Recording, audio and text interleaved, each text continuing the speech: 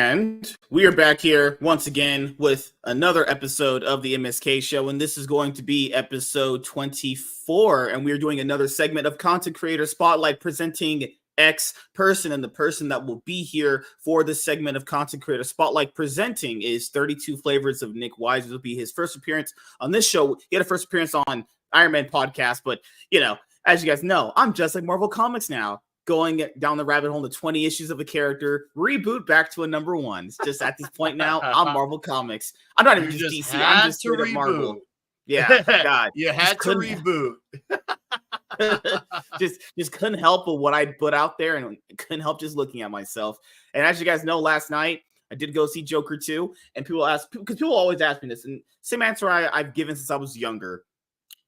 Even though I might like people, I will always have to check something out for myself. I will never speak about something that I haven't seen, ever. This goes for a comic book, a movie, a TV show, a video game, an anime, anything. I will never talk about something I've never spoken about, because that's just peak disingenuousness to just do that. I can't do it, because I have this feeling where, like, if I just lie to someone, it just eats at me for a little bit. That's why I like, and that's a small lie, because I feel like, what's the point of lying about something like that? Just say you didn't see it. What's the point of saying you saw something you didn't see? It has no bearing on nothing. So we'll talk about that movie a little bit later on. But Nick, he's been in the comic books for a very long time. He's he just might be the lead singer of the new Nirvana band they're coming out with, very soon.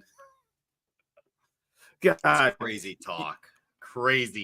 But yeah, I'm a big comic fan. Love me the comic media, man. It's something I've been. I think I discovered my first comic book 7 or 8 years old, and it's just been staying with me. There's some things that stick with you when you're a kid, and that's one of them. Yeah. Do you know what I find weird as a kid, man? Is that, like, there was stuff that we had as a kid, and people were like, damn, you're still into that? I don't even know how they didn't, like Power Rangers is the worst one. Everyone thinks because they stopped watching at Mighty Morphin that some reason the whole franchise just stopped. No one else watched anything more of it. Everyone that was a fan of it just magically just stopped following it as well. Like, whoa. That's not how anything works. I don't know where that comes from. I'll never understand it. People just think because they stopped watching something that it just stopped entirely, that the world stopped moving. It's like, that's not how that works at all. There's a mixture of a few things. They got very accustomed to an era, and once that era is gone, they assume that because, as you said, that they stopped watching, that it just stopped. Well, obviously that's not true. B, there are people who are kind of this is the thing to like now, and so they're here today, gone tomorrow. So you have two camps within that one camp. The people who are there because they were invested in one era, but as soon as that era changed, that was it. That was so long. The show doesn't exist anymore, and I'm just going to pretend that it doesn't. And then the Johnny-come-latelys are Johnny-come-latelys. They're always going to be into a thing that's the talk of the town until there's a new thing, and they're just gonna go slide on over there, and that will be the cycle repeating viciously over and over and over. Well, let's start here with your origin stories. What was your life growing up, man? Oh man, I was born in Chirac, aka Chicago. Okay. I spent many years in Chicago, and it was cool. And then we were living in some of the suburb towns right outside of it too, Berwyn, Cicero. And it was a lot of moving around within that vicinity. This is before crime got really crazy in Chirac too. I could still be like a 7 or 8 year old kid, walk down the street by myself to the convenience store to get my candy bar if I wanted. And, it's a 5-minute walk. Go get your candy bar, come right back home type of thing. I could do that then. You definitely cannot now. Probably not even the last 10 years, but it was during the Jordan days, the 91, 92, 93, 96, 97 days. That was such a great, I feel like that was such a great time to be in Chicago, because it was like the proof that we had a guy who was, a black man who was basically the face of the country. If you think about it, more than any president could ever be. Michael Jordan was, he was the man. People who didn't like basketball liked watching Michael Jordan play basketball. Yeah. I think he was more of a unifying figure than anyone ever gave it credit for. I remember even grandmas who normally would be playing poker or bingo at 5 o'clock were watching Michael Jordan. Everyone wanted to watch Jordan. 9-year-old Nick bumped into Scottie Pippen at a Kmart when Kmart was relevant. That's how the Bulls were everywhere. But, not to make it about basketball. The point being is, it's fine. It was an interesting time in that point of my life. And then we left to the burbs because, I don't really have much of a say on where we go when I'm 10 or 11 years old on where I'm going to live. Hard to find steady work when you're 9. Yeah. It don't work like that. And it kind of freaked me out because I was so used to the loud noises. I was used to the immediate transportation, buses, trains, all that jazz. And it was all not there. Everything was a lot more spread out, the burbs. So it took a few years to adjust to that. But throughout my time, my first thing I got into was, I can't remember my first thing I was into, but I remember the first time I got into comics was because of Spider-Man. That was it. I don't remember the order of it, but I do remember my first issues. One was an adjectiveless Spider-Man comic. I think it was issue 30 through 33. It's the one where there's 2 Spider-Mans on the cover, and Punisher's trying to figure out which one's the bad one. Oh, okay. It's that issue. And then there's a reprint I got of Amazing Spider-Man #1. I got that at a place called KB Toys when they used to be a big deal. That's when they were KB Toys was huge because they would have like Spider-Man the animated series figures. I was all over those things. I was like, okay, I love this character. I love all these villains. This is such a cool character, cool story. And then I remember as that season was getting into some of the other characters, Daredevil, the X-Men, I was like, wow, there's this whole world of other characters in this Marvel brand. And that was like, I need to check out more comics. And I got to more Spider-Man comics and more, and then got into Daredevil comics, and woo-wee! And then the trade started to really roll out. I was like, man, this is awesome. Like, I love this. Like, to me, it was just like the greatest media. But keep in mind, this is that time too when stuff like Sega Genesis and Super Nintendo were still coming up hot and being all the rage. Like, I was enjoying those, but there's something about stories from Spider-Man in a comic book format that I enjoyed even more, even though I loved, kicking my friends' asses in Mortal Kombat, giving them the fatality that they deserve. Spider-Man comics just had something there that even Mortal Kombat couldn't do for me. Like I remember that was same with what I told you when I went on your show. The thing with manga, like I don't know, reading about the stories and waiting to get them. It felt super impactful. I don't know what it was. It was like you were looking forward to it every month or every week to get a comic book or something like that, and it just made the difference. Honestly, it taught me to remember calendar dates because the next issue arrives on this day. I got to start learning and remembering calendars so I can get that issue, run down the street to the convenience store again. Because that's the thing, too, because Spider-Man is such an accessible character. You didn't have to go to a comic shop to get Spider-Man. You could go to your Walgreens at the spinner rack. You could go there. You could go to 7-Eleven. Spider-Man was there. You weren't going to find a character like Blade or Moon Knight there. But it was, but man, when I first discovered a comic book shop, I was in the burbs by then. That's when I finally discovered one proper, and it blew my mind, man. I was like, it was like I couldn't believe, all the comics that existed, all the comic books that existed. It was just like, I was just like, this exists, and then you see other people who are into it.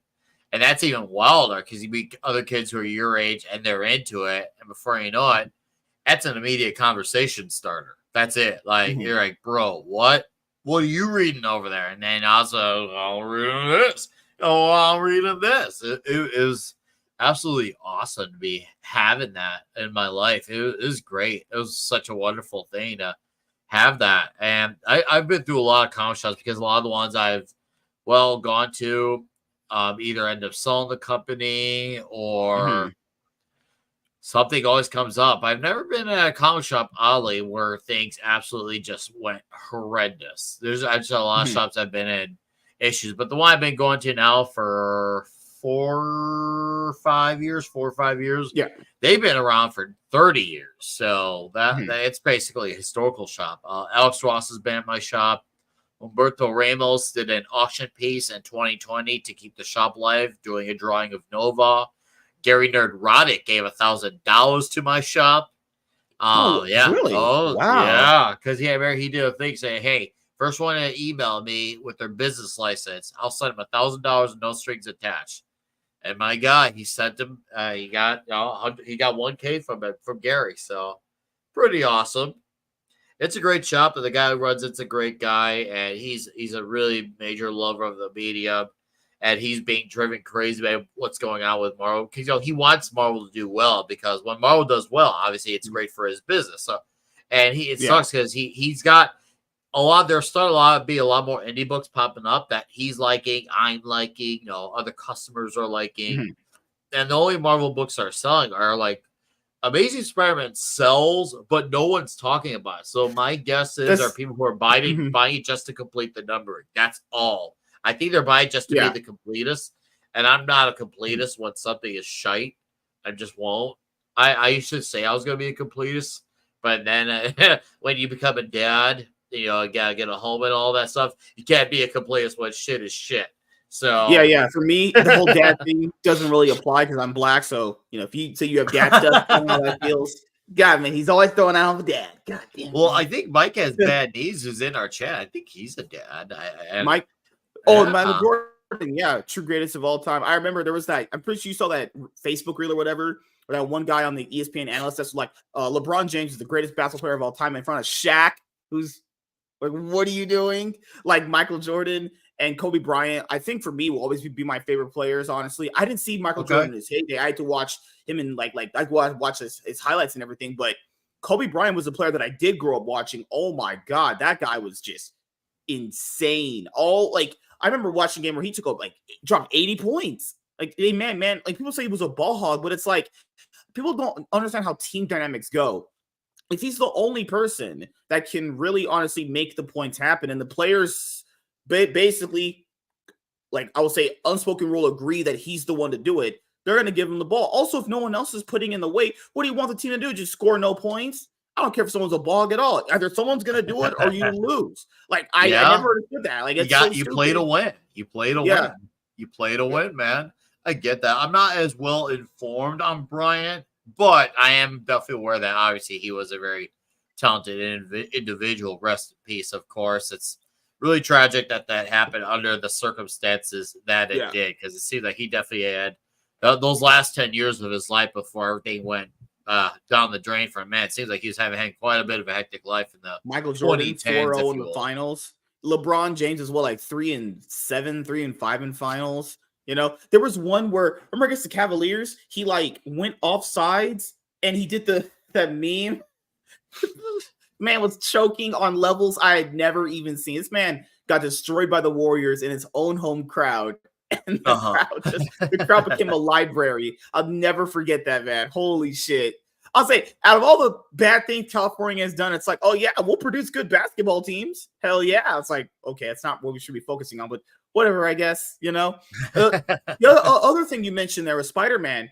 Amazing. Like, Spider-Man is so popular that the books are just going to sell just because it's Spider-Man. I don't think it's anything to do with Zeb Wells. I don't think it's to do with story. God, no. It's just Spider-Man. No, it has nothing to do with you could Zeb remove, Wells. and they're gonna do it right now. They're gonna remove Zeb Wells, I think, off issue 57. This was his last one this week, I think. Okay. And that title is gonna keep selling because it's Spider-Man. It's got nothing to do with him. Like, I think people say, "Oh, Tom King made Batman sell very well." No, Batman sold Batman. Tom King is just a vessel that wrote Batman. That's how much. But Tom King, however, did bring destruction to the Batman title that the Batman title has not recovered from since. Because here's the thing. Yeah, the book was selling 6 digits for the first 50, 55 issues of Tom King's version of Batman. That's a fact. Yeah. But after that non-wedding happened, once that happened, that absolutely tarnished the book. That was like DC's equivalent of One More Day, because they had built up all this hype to a point where they're giving out wedding card invites. Some shops were even doing like wedding cakes as well. Tom King, I think, was going on late night TV saying it's gonna happen. And here's the thing: they could have even done it and have them be like a divorce a year or two later, but they advertise it as such. So I think people who have not been as angry had they either, if they were gonna do it, they should never went all in on the promotion. That's I think the thing that really angered people is they are trying to convince you so badly that this was going to happen.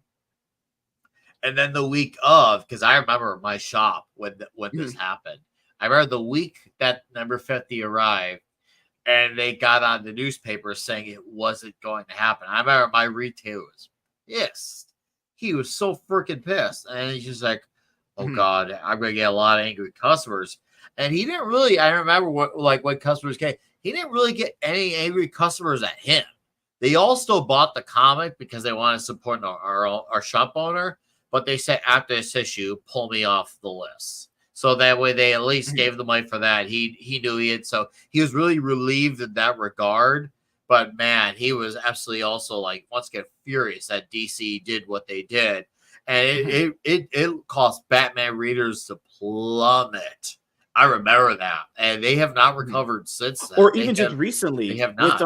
They tried to transition it into Chip Zdarsky, and I've not read Gotham War, but I know I've seen people talk about it, and I know I've seen panels from that. Man should be ashamed of himself for that. This man is mad that he's getting kicked off of the Batman title because he's getting replaced with Jim Lee and the other guy he did with Batman. Oh, yeah, I heard about that.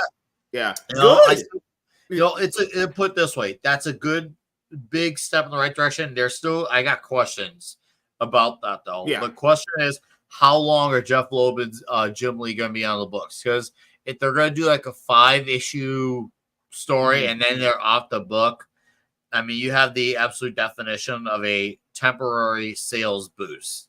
That is it. And also, people got to remember, Jim Lee. I genuinely hope Jim Lee is really actually serious about this because for those who don't remember, 8 years ago, DC had launched the Rebirth Initiative. And Jim Lee was supposed to be the artist on the twice monthly Suicide Squad comic.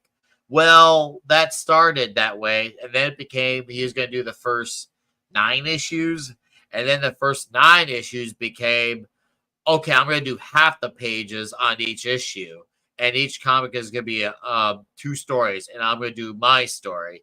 And I was like, so he went from I'm going to be the artist on the run to I'm going to do 9 issues to I'm going to do half of each issue. And then he was supposed to do a series called The Immortal Men with James Tynion. And I read that was scheduled. Okay, it's going to be James Tynion, Jim Lee. And it became Jim Lee's the artist to Jim Lee's going to do the first 3 issues. And then it became, Jim Lee's going to do half of 1 issue, the first issue. And that was it. And I get it, man. He's a notable name, but like, how is he gonna be a publisher and then do the fulfilling deadlines for getting comics out on a monthly basis? So from what I hear, they're going to decrease it from twice monthly to once a month, which is fine. It's fine, yeah. But they got to make sure Jim Lee is going to actually be on. I feel like if this book is going to really amount to anything, Jim Lee needs to be on this book for at the very least. If it were up to me, if you're up to me, it'd be 2 years. Yeah, see, I'm gonna say if you're up to me, he needs to do 2 years. Now, sorry, I meant to say 1 year. At the very least 1 year. Now, in a more ideal situation, 2.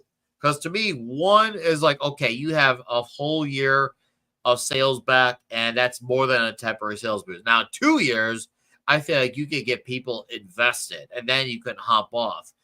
I'm worried that this is going to be like only like a 4 or 5 issues thing. And what happens after those 5 or 6 issues? Do they drop back down to a non-quality artist, a non-quality writer? That's a question we got to start asking now because a lot of people forget that Jim Lee has had a very spotty track record in the last year. Obviously, once again, I don't want to take away from his talents, But I want to know that, are you actually going to be on this book? Are you actually committed to the book? We're not going to get this.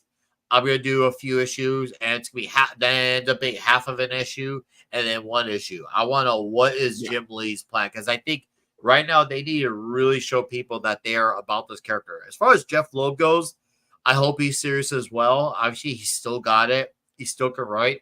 He may not be so great when it comes to TV, but he's still got it with comics. And I think Jeff Loeb is a very great a great guy to get back on Batman, because obviously him and Jim Lee obviously did Hush together. Yeah. Jeff Loeb also obviously wrote The Long Halloween with Tim Sale on art. So there's a lot going for Batman in that regard. You need a guy who's going to get Batman to be bought and read again, because that's something that book has not been for 6 years now. 6 years now. Yeah. And that's the big problem, man, is these guys always, like, something that I explained on your show too, and something I said here as well. If a book is not selling, like Batman and Spider-Man should be at the most always in the top 10 best-selling comic books of the month when they're dropping.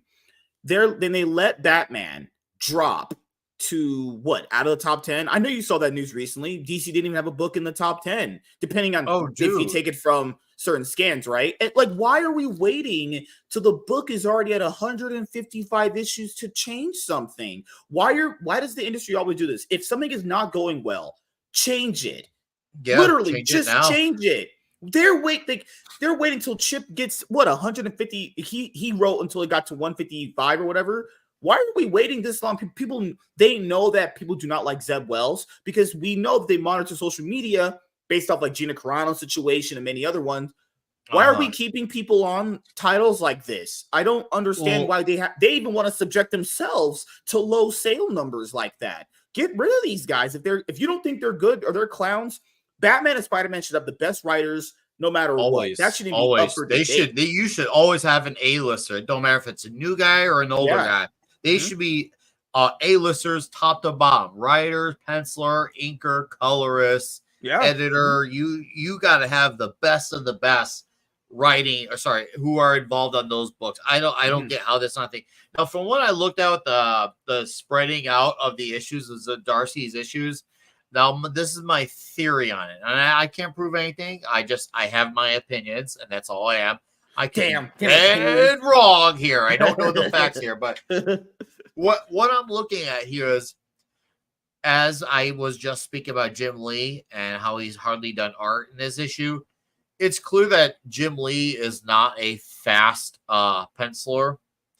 I think they're trying to spread out these last few issues Chip Zdarsky is doing to give Jim Lee more time to get actual issues, full issues in. This is the part where I'm trying to give Jim Lee the benefit of the doubt. I think they're trying to space it out so they can say, okay, before we put out solicits on issues 1, 2, and 3, we want them to actually be done and filled with Jim Lee's art.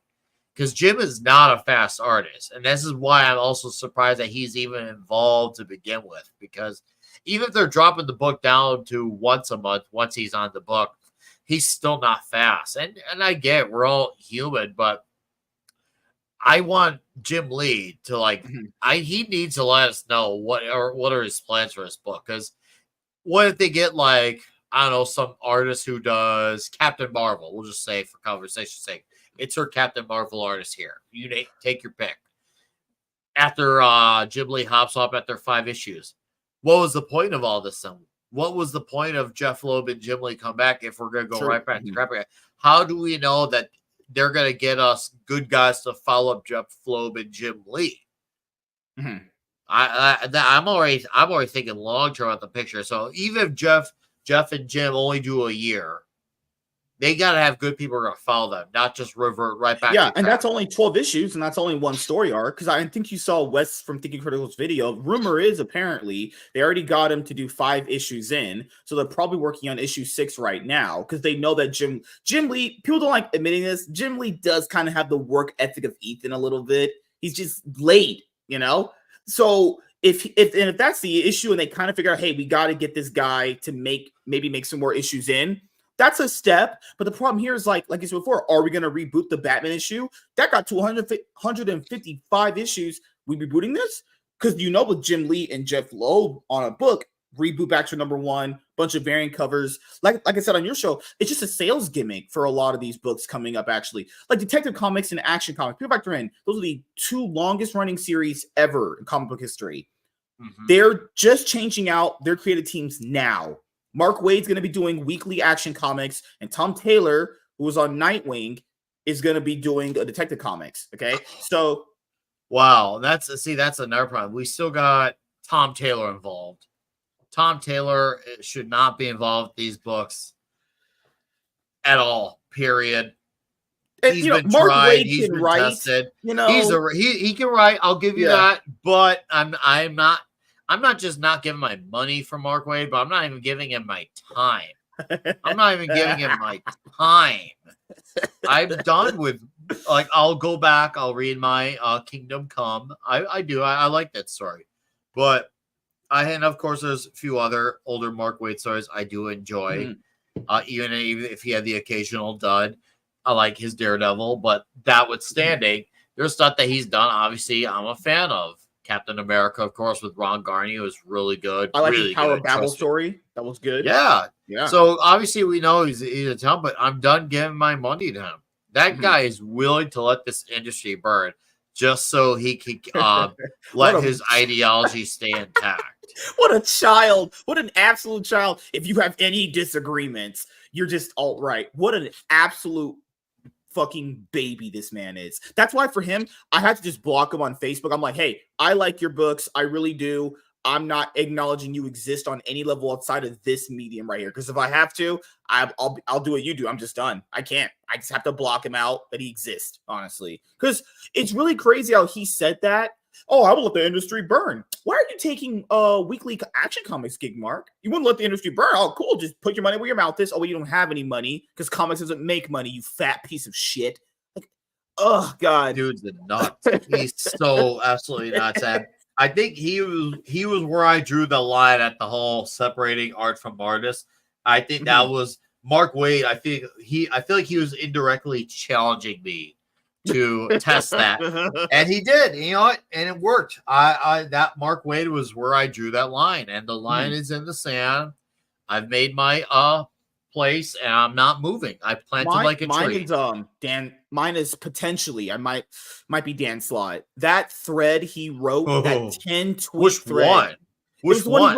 The one he wrote earlier last year, when last year started, where he was talking about legacy characters and the fans and everything. Oh, God, I didn't know about this. Go on. Oh, my God. I'm pretty sure. Here, I'll send it to you. Maybe you went over it for a video, actually. Oh, I've been blocked by Dan Slott for 3 years. Oh, no. What did you do? What happened? Honestly, I didn't have any interaction with him. I didn't. My guess is he probably has one of those blockchain setup where it automatically blocks people based on who you follow or who you are followed by. Yeah. I think that's the case. I didn't have any. No, there was no interaction with him. There really wasn't. I mean, trust me. I would tell you. I've got nothing to hide there. I would tell you. Screenshot it for you for your show. You have to. I want to see your brain completely just melt down when reading these things. It's actually just so bad. I couldn't even do it here. It's so bad. This man. For long story short, one of the tweets he said, these long-standing characters can endure years and years. It's just like, Dan, that's only because of past accolades. A lot of the characters that these big ones that we know and talk about, most of these characters have survived because of past accolades from other past great writers. Look, like we mentioned it here. Who's picking up Amazing Spider-Man because they like Zeb Wells? I've never heard that in my entire life. I live in a big state. Okay, no one talks about that guy. Even for the little small community you might have a company people, these characters are timeless because of other people's work, not their work. It has nothing to do with them. They're more like a part of a human centipede, if we're being honest here. That's what they want to call it. That's true. God, it's man. funny because it's true. Yeah, no, you're right. It absolutely is the centipede effect. This string of generations of men who come in and make a character like Spider-Man or Batman be what it is and have success and have a legacy is because of them.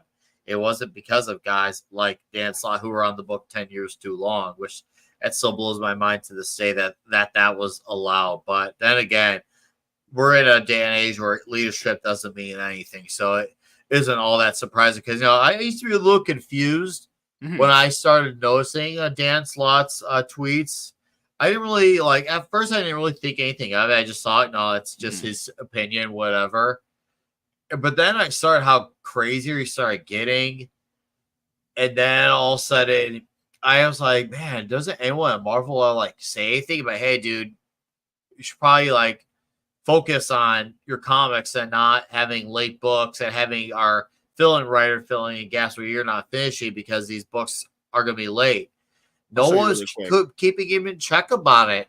And then someone actually asked him, the hard question.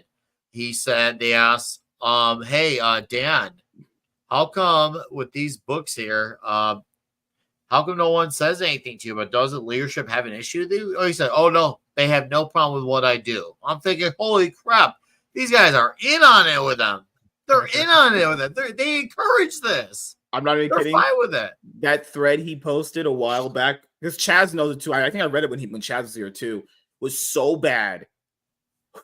He put his Twitter on lock. He said, I'm not posting on Twitter X anymore. You can find me on Instagram and Threads. Who the fuck goes on Threads anymore? What an absolute man-child these guys are. Holy shit. Exactly what he is. He that's something this something definitely attributes to guys like him and guys who live in and this is not everyone, but let's just say a good percentage of them. We'll say at least 30%, maybe more, could be more, but I'm going to be generous here. I'm going to say at least 30%. A lot of people in New York City, Chicago, LA, they think what goes on in those cities somehow is what's reflective of the entire planet, even though it's not by a landslide. And anytime they encounter someone who is not like them, whether it's on a political level, social level, religious level, cultural level, it straight up it shocks them because they think that anything outside of them is this 0.00001%, when really it's a giant giant percentage. I mess up my English. It's a giant percentage of people that are not like that. It doesn't mean everyone else is right wing or it means that they're a Christian. All I'm trying to say is that there's a broad picture. You're gonna have people, some who are gonna be Buddhist, some are gonna be Christians, some are gonna be right wing, some are gonna be this. Some people are just not going to give a shit about politics. Period. Some people there's a broad range of people all over the world. I'd even make the argument that the world, especially the United States, is overall still purple in many areas. But these guys think that everything is this super left path, and they don't know how to handle and have conversations with people outside of their bubble. So they go out of their way to keep their presence known with the people that they want. It's crazy. It's weird. It's psychotic. And not even a good weird. It's a bad weird. It's psychotic. But whatever, man. You do you, then. I have not interacted with Dan Slott. I've been blocked by him for years. I don't miss saying his tweets at all. And I'll be honest here. Some of these guys that people revere as good writers at all, when you look at some of their tweets, it's not even what are you missing with interacting with these guys? There's very few people that are fun to actually interact with. Scott Snyder is a guy that's promoting DC All In right now. Doesn't seem like a bad guy at all. He's kind of promoting a dying ship. And I think he knows that too. But at least he's trying to actually breathe some enthusiasm into the brand, actually. They're writing on basically creating this alternate universe they wanted to create for a very long time. I said the same thing I said on your show. Boost their sales in number ones. They're really trying to get that ultimate Spider-Man, Jonathan Hickman, Marco Cocchetto first book hit. I don't know if Absolute Batman's going to hit that. I did buy the book. I'm going to read it when I get it. I hope it's good. I'm buying the titles. I just hope they're good. That's all I can hope for, because DC's comic sales have been plummeting. People don't know. Now, here's the good thing, Scott Snyder, and this may be even slightly before you were aware of this corner of YouTube. Scott Snyder, he wasn't as involved with a lot of the back and forth going on during the early days of Comicsgate, all that spiel. This is one that stuff was fresh and new when guys like Richard Meyer was doing a lawsuit against Mark Waid. This is basically, this mess feels like a legacy ago, but there was that whole spiel going on. Scott Snyder didn't get as involved as those guys, but he would. I remember one time there was some thing going around. I think it was in 2020 about taking a pledge to not talk to women and deal with women inappropriately, which is like weird because that should be like a default thought in your head. And he didn't tweet the pledge. He didn't tweet the pledge. And Heather Antos noticed that. And she said, "How dare you not take this stand with us?" And he said, "Oh, sorry. I was out with my wife and kids. I didn't see all this while I was gone." She's like, "You're going to have to do better than that, Scott." And he apologized to her. I'm like, "Bro, you did nothing wrong." Now, that outside of that soy moment of him, he is a guy who is reliable for being out of book for a long time. I'll give him that. He is now, should this absolute Batman do well, Scott Snyder is reliable that they could probably hold on to it for a while. I know he tried doing indie stuff for a while. I don't know how any of it was. I didn't really hear anything about it. I didn't hear anything good nor bad. Just it felt like really, I guess, very uneventful. But it seems like his career didn't really take off. Maybe the way he was hoping to. So him going back to DC was they kind of need each other. But regardless, as long as the book does well, they do have a shot with him being there for a while. I'll give them that. Scott Snyder can hold on to a book, and he's done it several times, even within recent years. So Scott, I trust to be on a book for a long time. And with his artist he's got, I don't remember the guy's name. Scott knows how to hold on to his artists. So at least there's that, unlike the Jeff Lowe, Jim Lee situation. There's definitely hope for Absolute Batman, even if it is ultimately a response to the resurrection of Marvel's Ultimate Universe. Response or not, whatever. But we'll see if the book has people talk after issue 1. Because, of course, issue 1 is going to always get the talk. Because, this is a big thing, a new change. From what I hear, I've heard details from Wes that the character is very different in this book. Whatever. It's its own universe, whatever. But the only gripe I have about it is not towards the Absolute Batman book itself, but it's towards kind of DC in general. Why are you guys starting out this whole other universe when you don't even have your main universe in order? Why? So we're going to start this whole other world. Yeah. But we still have a Batman who lost his Alfred, who lost his fortune, who lost Catwoman, who's lost everything, and they've done nothing to build the character back up. They've just taken and taken and taken and taken from him. It's one thing if you take some of these things to bring him down for a little bit, to bring him back up. They've never brought him back up since Tom King's non-wedding. All they've done is just take away from Batman. It almost feels like these writers who've been on the book hate the character so much, so they look for more things to take from him. Rather than say, how do we make this character come back from falling from grace, which is, classic heroism 101. Coming back after losing it all. Batman doesn't come back to these stories. He just loses, and loses. That's why I've been saying, I think they're just winging it for the most part. This is like, I believe at some point they planned out a little bit of something, but this is not some big, thorough, thought out plan like the MCU potentially was from Kevin Feige. This was something that they're like, you know what? Sales numbers have come in. This is not looking good. What can we do? Shit has probably maybe hit the fan because, Warner Bros. Is now owned by essentially Discovery with David Zaslav. That guy wants to make money. He probably at some point went in there was like, hey, money needs to be coming in, or we're making, or was that thing, or was the Joker did in the Dark Knight, or we're going to have tryouts. David Zaslav, as you guys know, cut Batgirl from ever getting released. He slashed content, sold it off. I imagine he talked to the comic people and went, hey, what are we doing here? Why is this making no money? There's no book selling. Why is Batman not in the top 10 comic books being sold? Guys, Batman actually fell out of comic books being sold. That's bad. That's a very bad sign because Batman was holding a ship afloat. Batman was in the 2010s when a lot of the New 52 books were falling apart. Batman was still the triumphant book selling. When Rebirth was hot, you had quite a few books I remember at the time doing well, but of course Batman was still reigning champion, Tom King or not. It was still reigning champion up until the non-wedding happened. It was, man, I still remember when that fall happened, the people that left that book immediately.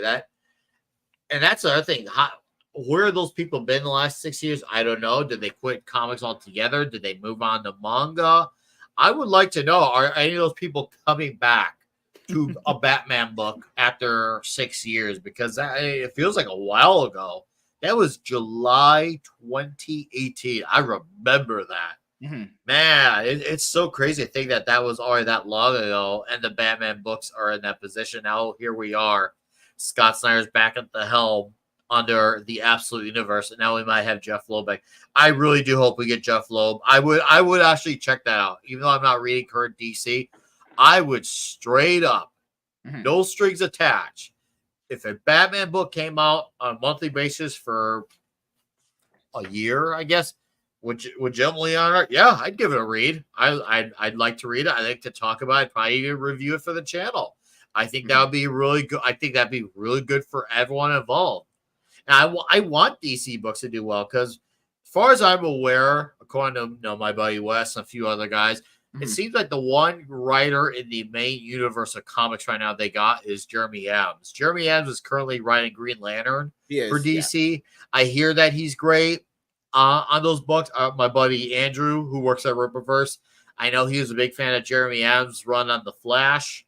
I hear that was great. Apparently, that book fixed Wally West after what Tom King did to his character on Heroes in Crisis, and that's great. I like Jeremy Adams on Flash Gordon, though. I don't know what he does with DC, but man, I love him on Flash Gordon. I keep telling people, I see there's like 5-6 people in the chat. Guys, if you are reading Flash Gordon, start. There's only 2 issues out, and both of them have Will Conrad on art, who is the artist on Gooding, the Polymath, from Mike Barron. It's got Jeremy Adams, who, after hearing so much hype about him, I can confirm that this guy is the real deal. Jeremy Adams is great. The other thing I'll bring up now is the Rippaverse. Actually, you actually support it. You bought all the books so far. The amount of hate the Rippaverse still gets to this day, even though we're only basically almost 2 years in fully at this point now. I think it's over. Insane. Yeah, you're right. 2 years now, over. It's weird, but I don't engage with that with people who really actively hate those books. I mean, if you hate some of them just because you tried some and you're not a fan, whatever. Okay, hey, carry on. You do you, I'll do me. But there's some people who just overanalyze to the point, like, really, that's where you're stretching from? Like, if that's where you're stretching, I could find tons and tons and tons of books who do a lot of the things you're saying, and they came way before the Rippaverse. And I'm not even bugged by those books and doing those things. I'm not going to go over page for page, detail for detail. But like people are like, oh, hey, this had a misspelling. I'm like, yeah, guess what? All the Marvel greats did it too. I didn't make a big deal about that. I'm not going to make a big deal about it now. That's just one example, of course.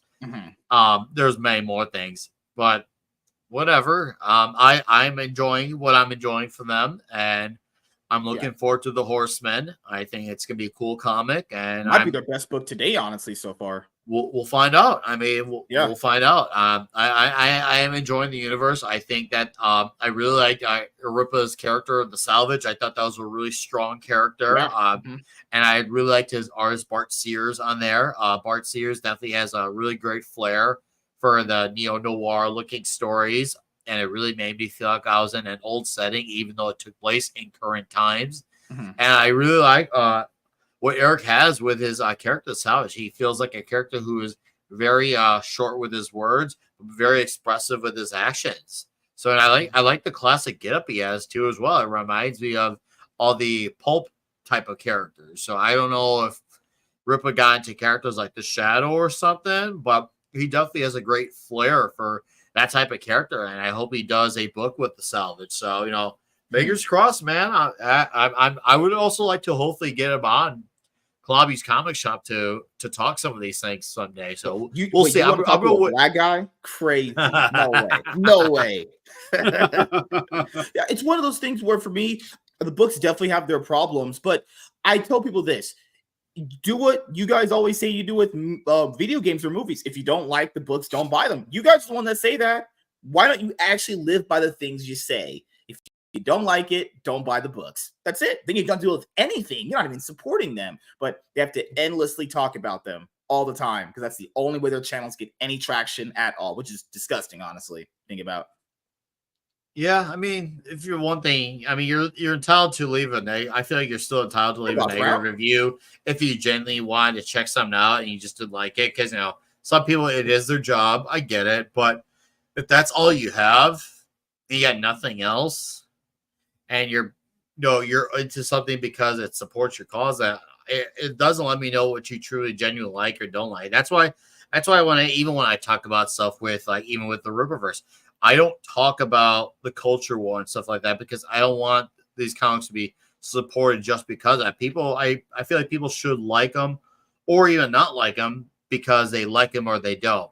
Not because, well, this advances my cause or this goes against my cause. The culture war is absolutely ruining comics. I mean, I kind of leave the culture war argument separate unless there are times where the subject of the culture war comes up and sometimes it does get intertwined with it at times. But when it comes to the merits of a comic book, I want to leave at the merits of the book. So that's just me, though. Yeah, that's the thing, too, is, outside of people saying that Eric tried to trample on Marvel and DC, and I told people this, too. I like Eric a lot. I like his content and everything. But that's never going to happen, though. It says on your show, too. No indie is trumping Marvel, DC, Image, anything. First of all, they're too big. They have an endless talent pool that they could have access to them. Whether they're good or bad is endless, honestly. If you're going off just indies, people factor in Image Comics produces indie titles under their banner weekly. The fact that you could even compete with that is not even happening because they could charge for their indie comic book $3.99. There was one that I saw from Hell the Lore that I bought. It was called Knights vs. Samurai. I checked the price. It's only $3. Woo! Nice. Yeah, it was some of those things where it's like people, we're gonna take down Marvel and DC. Eric never said that. I don't know why people even would think that's a thing in general. He can't. Nobody can. None of these companies are being taken down unless they completely collapse from the inside. Honestly, If Marvel wasn't owned by Disney and DC wasn't owned by Warner Bros., they'd probably collapse, but obviously these are two industries who are owned by mega entities. Yeah. So it ain't going to happen, but can you compete? Yeah. And who are you going to compete with? You're going to be competing with the reader. You ain't going to be competing with the normies who are there to watch the movies, who are in it for the moment because it's the trend. You're going to be in there for the readers who want to get invested so they can have a universe to get lost in. Obviously, and that is more of his pool anyways. And I feel like that's where his true competition lies is I want to get the readers who want to play the game of continuity and lore and making a universe that is deep and rich. And that's clearly what he's on the path for. He's got the right characters doing. He's obviously got the right creative personalities involved. And on top of it, he's got cool, fun comics that are doing it on top of it as well. So I'm happy for him, man. I'm once again, I can't wait for the Horsemen. This year's been a good year for books. I really enjoyed the hell out of Yaira #1. I thought that was a fantastic book. That book was a continuous cycle of badass action. I was like, holy crap! It was like it read like a complete novel, which is something I like too. I was like, that if you read it properly, it takes you like an hour and a half to read it. It feels like a nice complete story. So. Yeah, I'm really liking where the universe is going so far with it. I'm excited about it, and I'm excited about what comes out after from all of them. Yaira hot bikini cover. Yaira #2. Let's make it happen, boys. I'm sure it'll happen. Just give it time. Imagine that. Imagine that. Yaira, big tits, big ass cover. Holy shit. Oh, I forgot. You also like Mark Miller a lot too. Actually. I do. I've talked to him a few times. Alvar DM's a really nice guy. Really great guy, and I know he's watched a handful of my videos before. I try to share them on his Twitch, which, by the way, thank you, Mark, if you're out there listening. No, what I really like about him as a writer, he knows how to write really straightforward stories, and he likes to take those straightforward stories and add a little throw a wrench in them. And whether it's in the middle or in the end, he knows how to take these tropes and throw something in there that makes it different. One of his current series going on is Nemesis Rogues Gallery, which is the third series, and the Nemesis series. Nemesis is basically what happens when Batman is evil. it's very rare where you'll ever hear me say the words that such and such is a terrifying character. Nemesis is one of the few characters in all mediums, and I mean all mediums, you name it, movies, music, comics, old chapter book stories, and all mediums. Nemesis is one of the few characters that straight up terrifies me. Nemesis is wow, and what he does with that character, it's scary. It's Vulcan! What's up, man? He's great, dude. Great listener on the channel. Is he my dad? What is he your dad? I don't think he's your dad. We'll find your dad someday though. We'll find maybe Mark Miller could be my dad. Maybe Mark Miller could be. I mean, you all have to go to the UK. But yeah, he takes very straightforward ideas, and you can even jump into any of his stories on a new volume or something, and not having had to have read previous volumes to understand it. Like I jumped into his current Prodigy series, Prodigy Slaves of Mars, without reading the previous 2 volumes, and I knew right away what was going on by issue 1's end. I'm like, that is freaking awesome. I love this comic. I have no idea what happened in the previous 2 volumes, yet I'm invested in this issue. So yeah, he's a really great writer, and the fact that I think he's doing just as good of books now. I think better than he has even in the last 10 or 15 years. And he was quality then. I just feel like he's just one of those guys who I feel like time is doing favors to him, because he feels like he's getting even better, and he actually sticks the landing when it comes to ending his books too as well. He knows how to write a good ending, and he knows how to get a great artist. Jesus, that man. Him getting artists like is insane. Like he had Pepe Larraz for Big Game.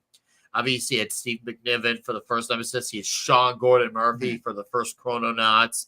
He had Travis Charest on 1 issues of the Ambassadors. He had 1 issue for him. He had Frank Wiley for Jupiter's Legacy. Like, this guy gets some really incredible artists. And I'm just like, man, it reminds me of that line in Batman 1989 where Joker's like, where does he get those wonderful toys? I just think to myself with Mark, where does he get those wonderful artists? Because, man, he knows how to pick them. Because, seriously, he really does. His guy currently on Nemesis is good, too. Valerio Giordano, I think that's how it's pronounced. Dude is so good. And, man, that guy, Valerio, he's an Italian artist. He knows how to make eyes look scary on a character. Holy crap. Valerio is a fucking master, man. Even the guy who had in the second line in between McNiven and Valerio, Jorge Jimenez, he's really good as well. So the talent that he gets on his books is so good. It's so good. And that's definitely, if you want a good current comic to be reading, take your pick on either of his 5 Middle World books, whether it's Nemesis or Prodigy or the Magic Order, if you're into like the horror and the supernatural. If you want to say something more youthful, like Spider-Man, you can be reading like Nightclub. Nightclub is really fun. It's got a bunch of teenage kids and luchador masked big vampires. It's great. So there's a little bit of something out there for everyone. And if you want to be the ultimate fan, we'll just read them all. Or, hey, people say, but what about this? Did he do anything for Marvel and Marvel? Guys, he's did quite a bit of stuff for Marvel, honestly. You know that movie you watched from the MCU called Civil War? Yeah, he wrote the story for that. To be fair, the movie is completely different from the book. I only wanted to ask him, how did he feel about that? Will they change the Civil War book from what they have in the movie, given their constraints they had in the MCU at that moment in time? I'd imagine he wasn't too mad with it, because that's actually one of the more better MCU movies. People have that in their top 5, honestly. You know? Yeah, I love it too. I would imagine. I don't think he's too bugged by it. One, they have paid a lot of money. They have the core concept down. Captain America, Iron Man, government involvement, superheroes having to enlist. So they still had a lot of the core concepts down of what makes a story. Obviously, the way this one plays out is very differently, and that's also at a time too where they didn't have the X-Men or the Fantastic Four, and the Spider-Man was fresh into the universe. You could just start out the book with Spider-Man being brand new, and then, oh god, I gotta give away my secret identity. So, you work around those types of things, and they didn't know if they were gonna get Spider-Man or not at the time, because that was before he was involved with the MCU. So, they worked with the changes that they had to, because some were literally out of their control, and there's just stuff they're also trying to do to continue Captain America's story in the MCU. So it's a balancing act. I feel like that movie absolutely balanced it well. I really enjoy that movie a lot. It's one of the definitely few one of my comic book favorites. movies based off a book where it does something almost completely different from the material, and it actually came out good. Honestly, like they didn't have Hulkling, they didn't have the Thor clone, they didn't have obviously Captain America dies in the story. Obviously, it's one of those things where I was going to ask him how much money did they pay. Paycheck must have been fat, honestly. Because he got that, and he got that from Netflix. Imagine that he got paid so hard from Netflix for doing the Jupiter's Legacy series. Did you watch that? I have watched the the book. Jupiter's Legacy series. I thought that was good. I was kind of disappointed. I mean, that I feel like was even more different than his books, even though they got the characters, a lot of them, to look like each other. I still enjoyed it. I think the best Miller World thing that's come out was probably the first Kick-Ass movie with the Kingsman movie For sure. second. Yeah. I'd say Kick-Ass those. is such a classic. Oh, Yeah, I man. love the first movie. Yeah. And I had some people like, oh, but they had to change the ending from the book. I'm like, well, I feel like they actually had a good reason to why they had to change the ending for the movie, because when you put out a movie like that, there's a bit more of a sense of uncertainty. You don't know if you're going to follow up. You're going to hope for the best. Oh, yeah. And you have to tell something that's going to feel like a complete story. And if you ended the movie the way Volume 1 ended, it would have definitely absolutely hurt the chances of a follow-up coming out. Because the first book, it ends like something that's going to continue for a second volume. This movie needs to stand on its own 2 feet before it could get a sequel. Now, was it done under those changes for sure? I don't know for sure, but that is my educated guess on that, why they changed that ending. Because the once again, the story tells a ending that's complete for the volume, but you know that the story is going to continue. The movie tells a complete story in case there was never to be a follow-up, never to be seen or heard from again. Yeah. Yep. Oh, the other thing I'll ask you in a little bit here talk to me is your YouTube channel. How did you ever start that?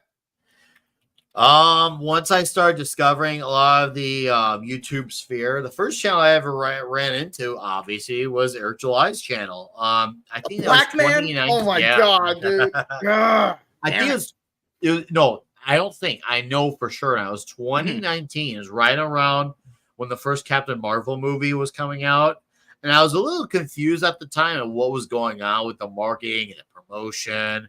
I thought to myself, what's going on with this promotion? Something about it seemed weird, but I really couldn't point my finger on it.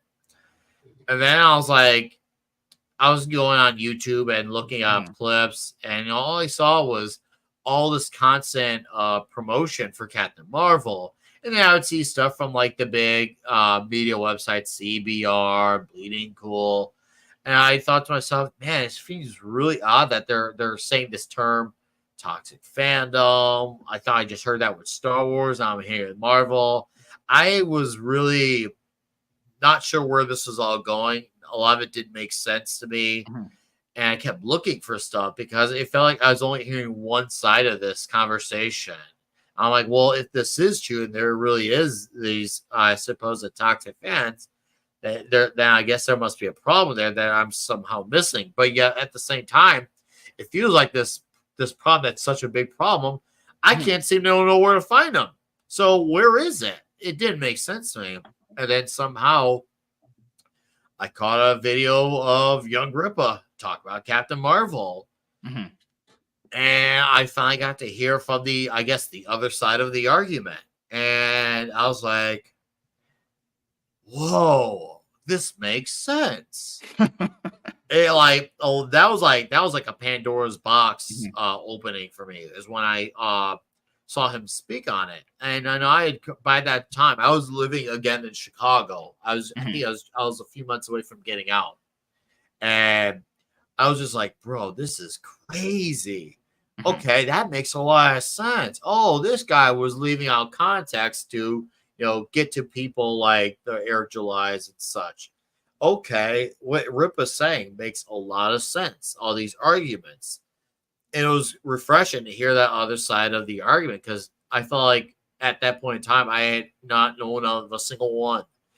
And then around early 2020, after listening to a year exclusively of Ripa, he had Gary on his channel, Neurotic for his For Canon's Sake show. And I remember really liking what Gary had to say. I thought Nerdrotic, he what he said on that For Canon's Sake, I think it was March of 2020, maybe April, it blew me away. It was one of those 2 months, and I was just like, I gotta look up this Nerdrotic guy. He is really great. I thought he was absolutely stellar. Yeah. And that's when I remember Gary said something along the lines of, I look forward to having you later this week on Friday Night Tights. And I'm like, oh, what's Friday Night Tights? Well, I guess there's nothing going on because all concerts are canceled. My comic shop's not even open right now. My girlfriend and I aren't going out anywhere. So, okay, let's see what's going on here with this Friday Night Tights. And that was like an even bigger Pandora's box. I felt like I entered another dimension because that's where I saw Gary Nerdrotic. I saw as Heel versus Babyface, Jeremy, Geeks and Gamers, Odin from Odin's Movie Vlog, Comics Division, Tom from Midnight's Edge was still on the show at the time. And I was so blown away. And of course, Rippa was like guest on that. I was like, wow, all these voices exist. Where has this been my entire life? I didn't know voices like this existed on the internet. It was like I had found people who kind of thought a little bit more like me. It felt like the internet has a way, especially the algorithm, of making you feel like you're trapped if you don't think like us. But when I saw these people, I was like, does the internet go out of their way to hide people like this? Because it was like being in a different reality. But I was enjoying this reality, even though it ultimately is all still the same reality. And I had known at the time I had wanted to do something with my life because I'd done work, like review work for a music-based company called Digital Tour Bus about half a decade earlier. And I did reviews for that for like 3 years. It was good until they stopped doing reviews because, well, I was the only guy who was showing up to all the shows to do reviews. Everyone else wasn't. And when a business grows, you gotta see what's doing well, what's not doing well. Sure, one man can't keep a section afloat, and I can't, even if I'm doing well at it. And I was being told I was doing well at it. Bands would see my reviews, they'd share them, send them out, post them on their pages. It was all cool and fun and dandy. Awesome.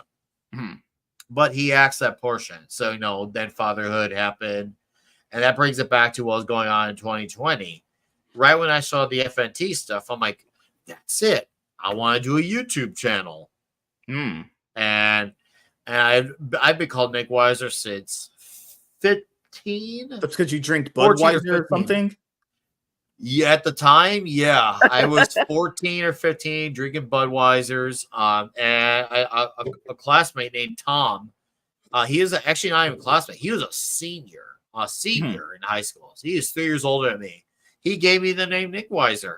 I can't remember what happened, but he gave me that name, and it stuck with me.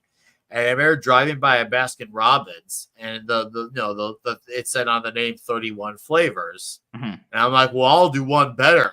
I'll give one extra flavor. So 32 flavors is where that happened. And I got my channel going, and that was right around the whole lockdown era. And I remember thinking to myself, okay, now that I have a channel idea that I want to do, I need to get this going now because I've been thinking about wanting to do something with my life for a long time. And if I don't start now, I'm never going to get anything going. So I got the channel started.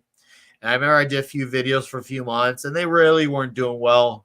And I thought, man, maybe what's going on here? And then all of a sudden, when I was watching the FNT show and I was watching Gary and Rippa, all of these guys on their individual channels, I remember hearing about the super chats. I was like, what does he mean? I'm like, then I got on my phone and I saw there was a chat. I'm like, oh, there's a feed of people who comment on here. No way. This is cool. This is really There's other humans beside me. Yeah, that was the thing with me and YouTube as well, man. I didn't know there was a like button, a comment section, nothing. I was like, when a YouTuber would say like, comment, subscribe, I was like, I was already subscribed. What's a like button? What's a comment? Like, I didn't know any of that. I didn't do any of that shit. I just went through and just watched videos and I was like, okay, next one. I was just straight up a consumer. Yeah, same. I was just a guy who was, taking it all in. That's all I was doing. I was just, soaking in the water. And I was like, okay, you know what? Maybe I should ask someone on this chat if they'd like to stream because I had never done a stream. I remember there was a guy at the time named Jake D. And I wrote, hey, I'm a new guy to YouTube. Does anyone want to stream? And Jake D responded in the chat. He's like, hi, Nick. I'll stream with you. I'll think someone actually responded. I mean, I'm a nobody. Sweet. And Jake Jake was a mod on Friday Night Tights. I think he posted his email. Like he said, shoot me an email and we'll talk. And we talked. And I got on his channel. It was a great show the first time I was on there. And then I met other guys. I met this guy at the time named Vigilante Williamson. I met this other guy named Matt from Follow Up Productions. I met Paulie Latino Slant. Paulie Latino Slant's got like 11,000 subs now. I met Paulie when he had like 100. And I knew right then and there, this guy is going to do awesome things. And he went on to do awesome things. He absolutely has. Mm-hmm. And I'm happy for him because he absolutely earned every bit of his success. Paulie has. He was great right from the get-go. So I met him, and I thought, oh, this is really cool. All these people existed. Paulie invited to do a show where we hosted the X-Files watch parties, and that was really fun. We did that for about 8-9 months, and around that time, that was when The Mandalorian was actually doing hot. And I remember I just asked some guys, I'm like, hey, can I come on your stream? And I thought they ain't gonna say yes, but I thought I'll set the shot in the dark anyway. But I remember the guy's name was Chris Knight, and his channel's called The Real Review 3000. And he said yes. I couldn't believe it. I'm like, no way, Chris. Yeah, I've watched Chris forever. I'm like, YouTube tried taking his channel away recently. Oh, did they? Yeah, they tried to. They gave it back to him. They tried to delete his channel. I'm talking Chris. Damn, what a throwback that is. Holy crap. So yeah, I got on the Mandalorian panel, and I was like, wow, this is actually gonna happen. This is gonna be cool. I'm gonna, talk to a lot of people I've never talked to before. And I remember getting on backstage before the show. And I get on, and I see Comics Division is there. And I immediately shut off my camera, turned off my mic, and I thought, what the fuck is going on here? Why is Comics Division here? Why is he hanging out with us? It didn't make any sense. I'm streaming with a guy who's on Friday Night Tights, and I'm already subbed to his individual channel. Yeah. Why is he here? I'm like, okay, Nick, control yourself.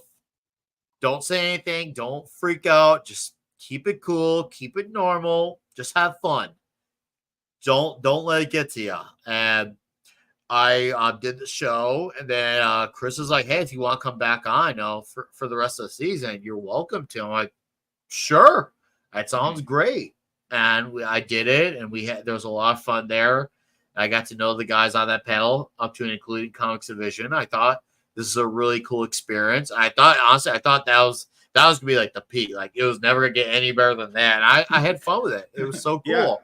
Yeah. Mm-hmm. I was like, okay, if this is where the best of my days happens, this is a cool mark. And keep in mind, I only had like 90 subs at the time, but I was still really happy about it. Mm-hmm. And I remember, this is one of those moments where you remember where you were, who you're hanging out with, what you were doing, everything.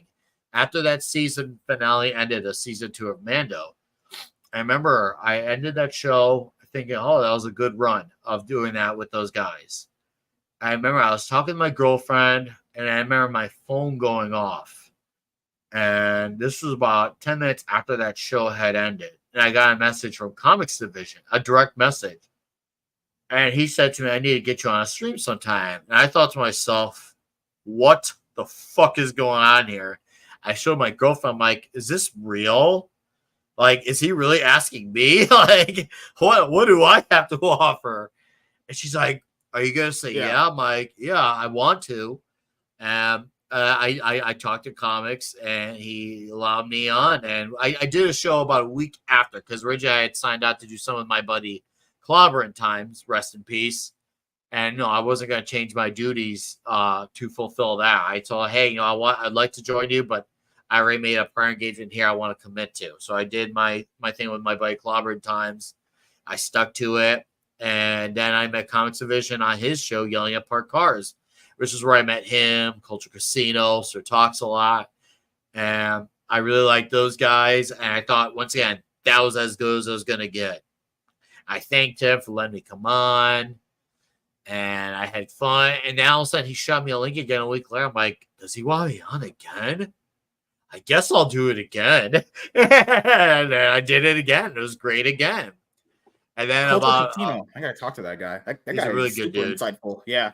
Oh, a really good dude. It was wacky. Everything about it felt like I was living like a movie. Even though everyone was freaking about the state of the world, here Yeah. I was basking in the glory of all the You stuff like had going that main on YouTube. character syndrome from like an Yeah. anime. I felt like I was going through my own character arc at that point in time. It was really cool. And then about a month after Comics kept shooting me a link, he said, "No, if you want to stay, you're welcome to stay." I was like, "Yeah, I would love that. That sounds great." And I started changing up how I go. I'll keep chatting. You take care of you. I see we have an RJ William. How's it going, RJ William? Drunken Emerald Arrow. Near Rock is a gay drug. Yes, that's true. He is a great gateway drug. Oh, sorry, Anyways, no, just my fan came on. I don't want to have you guys hear that in the video. okay. But I'll bring it back to finishing out the story. Yeah, I was a permanent panelist on Comics Division. I'm still on his Thursday night show to this very day, which is wild.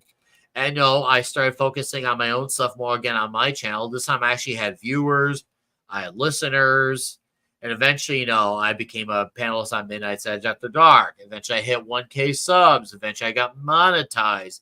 Now I hit 2K subs earlier this year. I had to slow down for a bit over the summer into the fall with my channel, even though I was still doing some streams, but video-wise, I was slowing down. But I'm going to start picking back up again, which I'm excited about. Yeah. And my viewers have stuck with me through that, which is great. I'm really lucky because I have two very different shows. And You Vulcan have Lives Toxic Tuesday and you have the Comic Shop show. Yep. And Vulcan Lives is one of the viewers of both shows, which is great. Him and my buddy D. Bud Martin are two dedicated gentlemen who there's some crossover between the two. And you got guys like, Mike Has Bad News, who usually stops in when it's Clubby's Comic Shop. And yeah, I can't wait to. I'm really hungry to get back on that wagon of shooting a bunch of videos again. I'm really anxious. I'm just like yeah. my hands Recently, are we talked shaking. about Scream. People have their opinions about Scream. I actually, despite some of the bad ones in the series that are not as good as the other ones, I actually genuinely love the Scream series, despite the loads that it has. I find they're so fun to watch. I don't know what it is. It's one of those franchises where I know there's flaws with it, like a lot of other ones. I just love them. Man, that first one is so good. It holds up so well. Damn, I really enjoyed that. The first two, the second one's reveal is not as good as the first one's reveal, but the second one I think is as strong as the first one in some regards. It's really just the reveal that's not as good, but the rest of the movie is fine. That part where in the second one he crashes her and they have to crawl through Ghostface to get out. That's an amazing fucking scene right there. I love those movies, honestly. I love the sequel. We're gonna be talking about the sequel next week for Toxic Tuesday. And what's great now is we have now taken Toxic Tuesday now to another level. We're finally changing things up now there. Now we dual streaming out to the green button. We're gonna make the second hour of the show, which we started doing 2 days ago, where it's green button exclusive now. And now with that, we can play clips. And we can maybe get wilder with our crazy, vicious, toxic, non-PC humor even more on the green button. Mm-hmm. Those who were able to catch us doing that, it felt like we kind of revitalized the show a little bit. We were having fun. We were getting by. I felt like we were starting to get a little too comfortable. So I'm like, all right, I'm going to give us a shot of adrenaline that we need. And I feel like doing the dual streaming and then having it being exclusive on your side really gave us a shot in the arm that we needed. And when we ended our show 2 days ago, the guys are, it was a really fun show. So I feel like we kind of like now have given second life to the show all over again. And I want us to be a thing that goes on just to go on. And so because people depend, I want people to actually want to watch it and to want to be there. And I want people to feel like these guys still got it. And these guys are still having fun. That is a very important thing to me. And I've always told my guys on panel, if you feel like, you can't do this anymore, just let me know. I understand, especially a lot of these guys, most of them have their own individual channels. They could be spending time working on their own channels. I don't blame any one of them if they're just saying, hey, so long for me. So it is what it is. But I'm really lucky, and we're going to change it up again even more soon. We're going to have a new intro coming in about a few months as well. Yeah. And it's good. It's good. It's gonna be wilder, and I'm happy that we're taking it. And soon, Klobby's Comic Shop will have an intro. It's gonna be fun, and we're gonna continue to highlight the fun stuff and have people have a little bit of a vacation from the crazy culture war. Because I don't get sick of talking about the culture war because I don't talk about it all the time.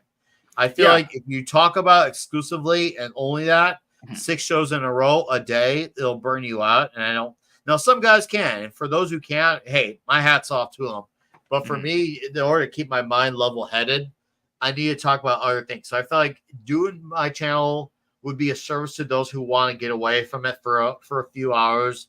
Yeah. That way, when they get back into an FNT or anything of the works, they feel a lot more revitalized and their minds are all balanced out. Yeah, I gotta give them a different flavor. I gotta give them a different flavor. Well, you have 2. Now we get the other 30, actually. Well, see, Tom Connor is my boy Tom from Midnight's Edge. He apparently has the mystery of the 33rd flavor, which still has yet to be unlocked. Well, maybe we'll get there someday. Maybe we'll find out on election day or something what that flavor is. I don't know. That's what I wanted to do as well. You know, when it comes to like we watch like new movies or older movies in a series and kind of go through them all. It's a different kind of thing than people are used to. I don't mind doing the podcast. We usually do. We're talking about the topics of the week. All stuff that stuff's fine and all, but once in a while you got to kind of switch it up. Actually, you know, because it's good for the panelists. It's good for the viewers, honestly. Because if you just go that stale, it just gets stale after a while. That's why you got to do the Marvel comic route. Reboot back to a number 1. Toxic Tuesday's getting rebooted at one point, guys. Episode 1 coming up soon again.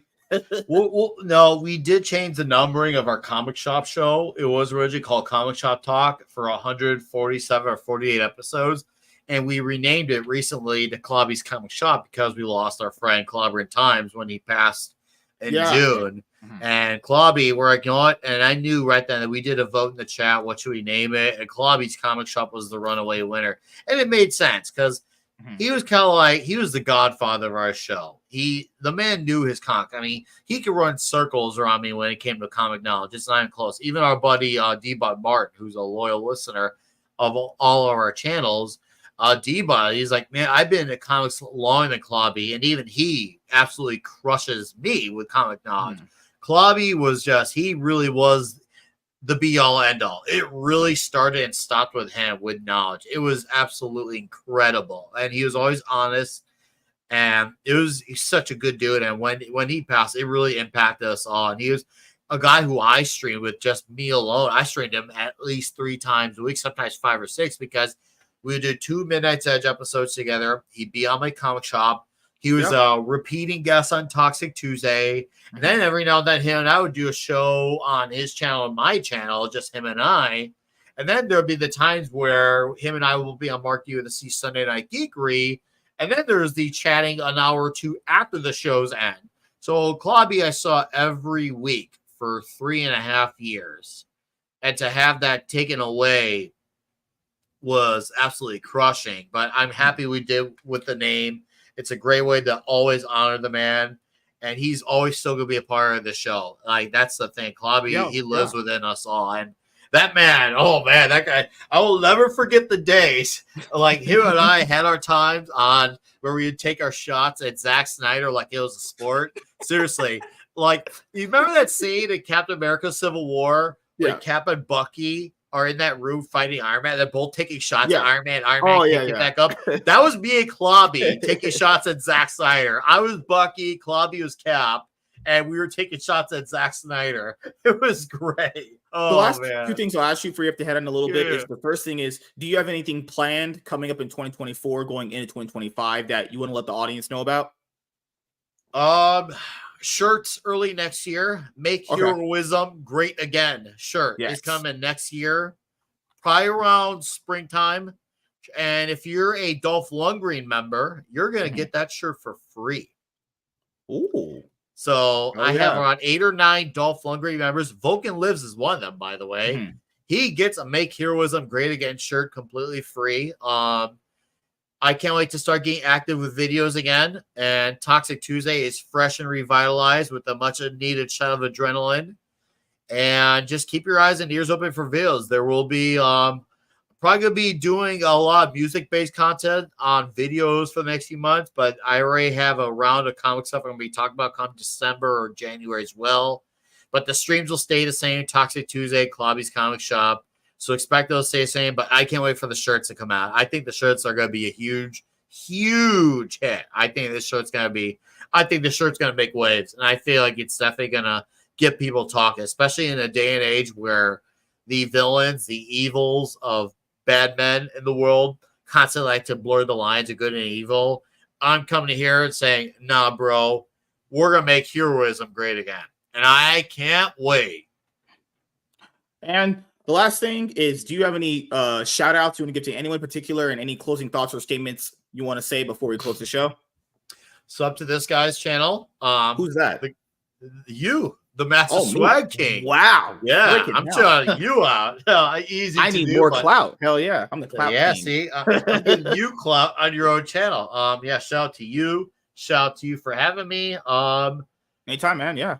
I'll be at Midnight's Edge After Dark later tonight. And of course, Klobby's Comic Shop is tomorrow night. Oh, you gotta come back on Klobby's Comic Shop sometime. Yeah, I'm gonna bring a different topic because the one we had, we're talking about how to get people into comic books. That was a great conversation. I really enjoyed it. Great now, conversation. Now the problem here is the next one is gonna be, well, how do you get into comics? Well, how do you do to keep the people in comics? Yeah, that's the tough part. You can get into comics, but staying in comics is actually crazy. Whew. So yeah, it was great to have you on again, man, for another time in a more of a rebooted first appearance fashion, because Marvel Comics back to a number one. Good Lord. We're going to get 30 episodes in. New show. We're going to call it, I don't know, the Buttfuck Podcast, actually. So I'm pretty sure that's not a YouTube thing you put on here. But yeah, man, it was great having you on, and we'll catch you guys later. Thank you guys for checking out this episode of the MSK Show, and we will see you guys later. Have a great day.